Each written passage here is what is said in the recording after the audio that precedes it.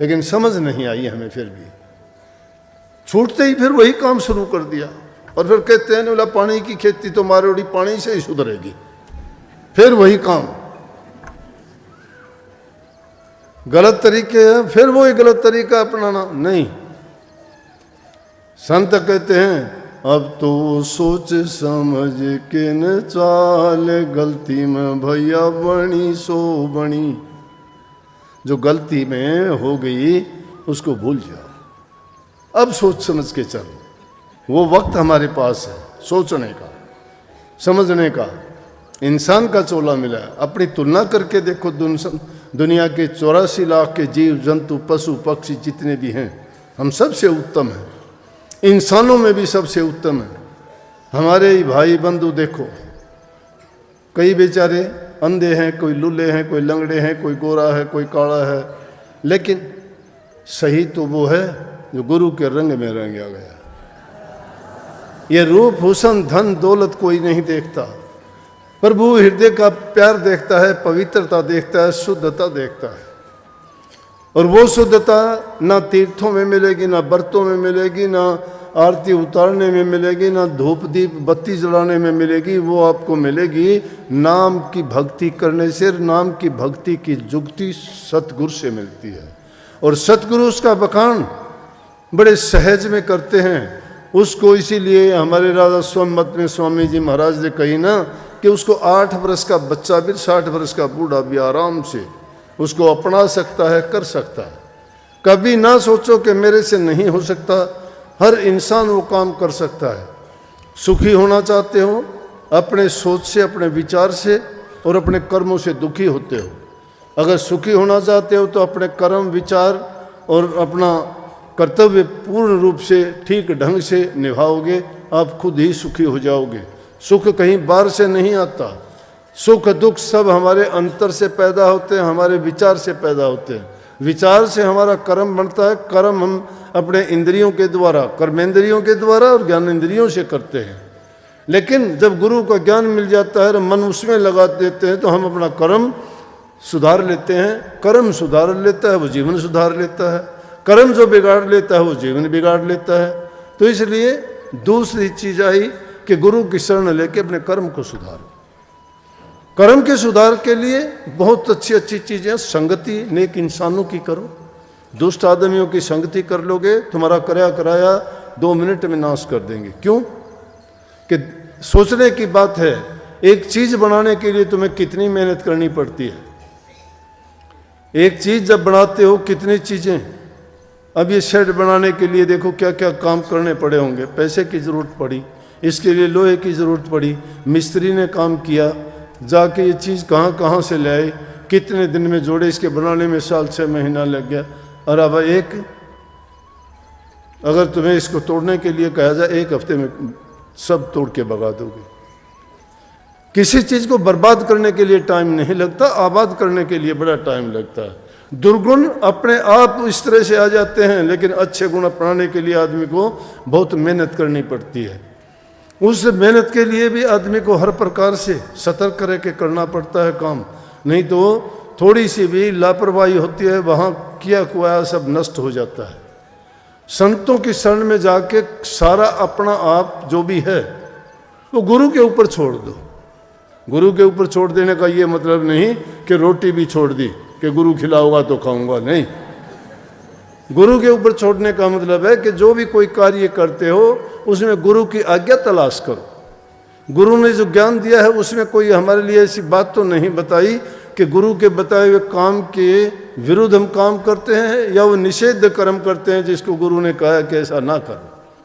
अगर ऐसा कर्म करते हैं तो इसका मतलब हमने गुरु की बात नहीं मानी।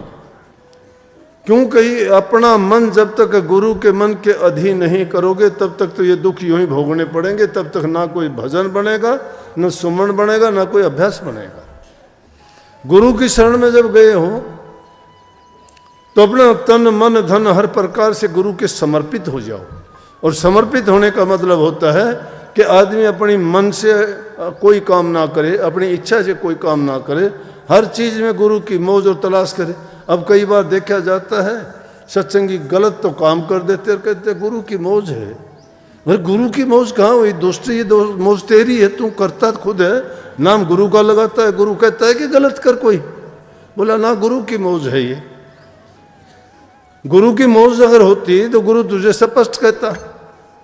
या कई आके कहते हैं कि जी सपने में आप आए थे और आपने कई टकराते हैं से, आपने मुझे ये कार वो कहा। मैं बोला मैं ये बैठा, मैंने तो कहा नहीं। सुपना ने कहा तो मान ले उसका कौन था, मैं था भी नहीं।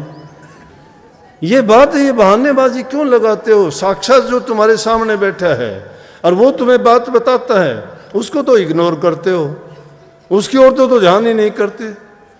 उससे तो खुद ही आप चतुर बन जाते हो कि मैं बहुत बुद्धिमान हूँ, इसको कहाँ पता है, ये तो यूँ ही वैसे कह देता है। लेकिन असली बात तो मैं जानता हूँ ना। यहाँ जब आता है तो जीव में अहंकार आ जाता है। अहंकार इंसान को गिरा देता है। क्यों गिरा देता है? वो भी एक वासना है, वो भी एक विषय है, वो एक विकार है। विकार रहित तो होगे ना, उसके लिए आपको अपनी जांच करनी पड़ेगी। इसलिए नाम का जब सुमरण करते चले जाओगे तो उससे जब जो जो अपने हृदय के दर्पण पर लगी हुई धूल उतरती चली जाएगी तो उसमें सच्चाई आपको स्पष्ट नजर आने लगेगी। और जब जो धीरे धीरे अभ्यास करना शुरू कर देगा, मैं कहता हूं उसके पाप कर्म भी अपने आप ढीले पड़ जाएंगे। जिसने ऐसा करता है उसके जब ये कर्म ढीले जब पड़ने शुरू हो जाते हैं तो सोच लो कि अभ्यासी है। जो अभ्यासी होगा उसको अपने आप ज्ञान भी हो जाता है। ये मामूली चीजें हैं। तुम सपने की बात जिसको बताते हो, जिनको सिद्धि शक्तियां कहते हो, ये कोई कुछ भी चीज नहीं है। ये तो इतनी सहज चीज है, तुम देख के हैरान होते, बाजीगर का खेल है ये तो कुछ ही दिन में आ जाएगा। तुम्हें जिस चीज की सिद्धि करोगे वो सिद्धि तुम में आ जाएगी। बता दूंगा तरीका मैं। दूसरे के मन को भी पढ़ लोगे कि क्या चाहता है, क्या करना चाहता है, ये कैसा इंसान, जान लोगे, सहज बात है। लेकिन अपने बारे में जानने का प्रयास पहले करो। जो इंसान अपने आप को टटोल लेता है, अपने आप को जान लेता है ना, वो खुदा को जान लेता है। जो अपने आप को नहीं जाना, खुदा को क्या खाक जानेगा। चंद दिन का जीना है, जीवन बहुत छोटा है। ये मत सोचो, कोई भरोसा नहीं है इस जीवन का। लेकिन जब तक हैं हम, जब तक सांस तब तक आस। और सीधी बात यह है कि परमात्मा को पाने में कोई कठिन बात भी नहीं है। दुनियादारी की तरफ से मन को हटा के एकदम प्रभु की तरफ मन को जोड़ दीजिए। सारी व्याधि, सब बीमारी, सब तकलीफ, सब परेशानियां सब दूर हो जाएंगी। क्यों? वो परेशानियां हमने अपना रखी हैं, उनसे हम खुद चिपटे हुए हैं। उन्होंने हमें नहीं पकड़ा है, हमने अपने आप लगाई है। वो बंधन पे बंधन लगा लिए हमने। सोचते हैं हम ही करता धरता हरता हम हैं, हमने ये मकान बनाना है, हमने बच्चों की शादी करनी है। अरे सब के सब धरे रह जाते, तुम चले जाते हो, बच्चे की शादी नहीं हो, मकान भी नहीं बना, तुम्हारा वो काम भी नहीं हुआ, जो जो सोचे सब छोड़ के क्यों चले गए? तो अपनी चेती होत नहीं, प्रभु चेती तत्काल बलि चाहे आकाश खोर पर भी उठायो पताल। हमारी चेती नहीं होती, जो मालिक चेतता है वो होती है। तो मालिक से यारी कर लो ना, उसी से यारी कर लो, हमें कुछ करने की जरूरत ही नहीं पड़ेगी। और वो उस यारी का माध्यम है नाम। इसलिए नाम भक्ति पर जोर दिया करता हूं मैं कि नाम भक्ति करो। और नाम भक्ति कहाँ से मिलेगी? गुरु भक्ति से। और गुरु भक्ति कब मिलेगी? जब वे गुरु की शरण दृढ़ करके पकड़ोगे। जब तक गुरु की शरण में दृढ़ नहीं हो, तुम्हारे हृदय में प्रेम, प्रीत और प्रतीति नहीं है, जब तक ये तीन चीज नहीं है तब तक भक्ति के लायक नहीं हो। प्रेम, प्रीत और प्रतीत। प्रेम पक्का, प्रीति और प्रतीत विश्वास। छिंच डच उतर वो तो प्रेम ना, वो प्रेम नहीं है। एक छिन में प्रेम चढ़ जाए, एक में। जब तुम भक्ति के रास्ते पर चलोगे, नाचने लगोगे तुम तो। तुम्हारा हृदय में तुम्हारे प्रकाश जब हो जाएगा, खुशियां आ जाएंगी बाहर भी। क्यों कहते कि मेरा नाच बांध घुंघरू नाची? अरे जब अंदर में तुम्हारा मन नाचेगा, तुम्हारी रूह नाचेगी, तो शरीर भी नाच शुरू कर देगा। अकेली वो नहीं नाचती। जब मीरा ने उस हरि रस को, उस आनंद को जब अंदर में प्राप्त किया, जब रूह उसकी ऊपर गई, वो आनंदित हो गई सब विषय से अलग होके, और वो खुशी मिली तो उसकी रूह ने नाचना शुरू कर दिया। इस अंधे घर में प्रकाश हो गया, रोशनी हो गई, खुशियां हो गई। और जब अंदर से नाचती है तो घुंघरू बांध के बाहर भी नाचने लगी। लोक लाज दुनिया की सब भूल गई। किस लिए भूल गई? उनसे कोई लगाव ही नहीं था। किससे शर्म, किसकी लाज? कौन हंसता है उस पर, कौन मजाक उड़ाता है? जिनको मानता ही नहीं वो उसका मजाक करो, हंसी करो। उसे मानना है उसको खुश करने के लिए। वो खुश है, वो उसके हृदय में है, वो उसके सिवाय है नहीं।